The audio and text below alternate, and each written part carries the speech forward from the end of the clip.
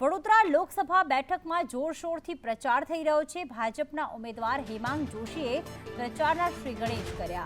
Ward number 10માં Hemang જોશીએ door to door પ્રચાર કર્યો। સ્થાનિકો દ્વારા ફૂલહાર પહેરાવીને તેમનું સ્વાગત કરવામાં આવ્યું।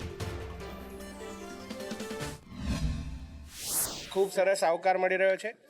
વડોદરા તો નરેન્દ્રભાઈ મોદીજીનું એક કર્મભૂમિ રહી છે અને મોદી સાહેબના ચાહકો એટલા છે કે જે જગ્યાએ જઈએ એ જગ્યાએ અમને એમના ઘરનો દીકરો હોય એટલો પ્રેમ મળી રહ્યો છે। ડોર ટુ ડોર પ્રચાર થઈ અમે સૌ અભિભૂત છીએ।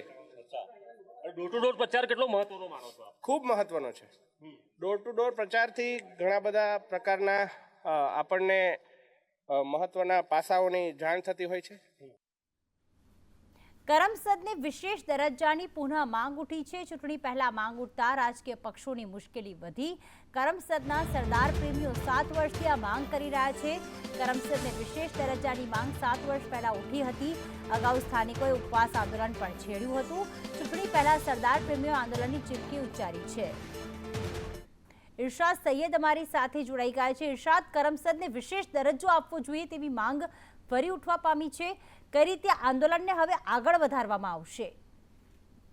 હજી જે સરદાર સંકલ્પ સમિતિ છે તેના દ્વારા 2017માં આ કરમસદને રાષ્ટ્રીય દરજ્જો આપવાની માંગ કરવામાં આવી હતી અને ત્યારે સરકારના પ્રતિનિધિ તરીકે જીતુભાઈ વાઘાણીએ હૈયાધારણા આપી હતી, પરંતુ 7 વર્ષ બાદ પણ એનો નિર્ણય લેવામાં ન આવતા હવે સરદાર સંકલ્પ સમિતિ દ્વારા પુનઃ એકવાર આંદોલન છેડવાની વાત કરવામાં આવી છે। 30 એપ્રિલથી જે આંદોલન કરવામાં આવશે તેવી જે ચીમકી ઉચ્ચારવામાં આવી છે, જેને લઈને હાલ રાજકીય પક્ષોમાં દોડધામ મચી જવા પામી છે।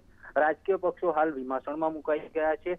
જે સરદાર સંકલ્પ સમિતિ છે જેને દ્વારા કરમસદને રાષ્ટ્રીય દરજ્જો આપવાની માંગ કરવામાં આવી છે, જેને લઈને આગામી 30 એપ્રિલથી આંદોલન શરૂ કરવામાં આવશે તેમ જણાવવામાં આવ્યું છે। જી બિલકુલ, આભાર તમામ વિગતો માટે।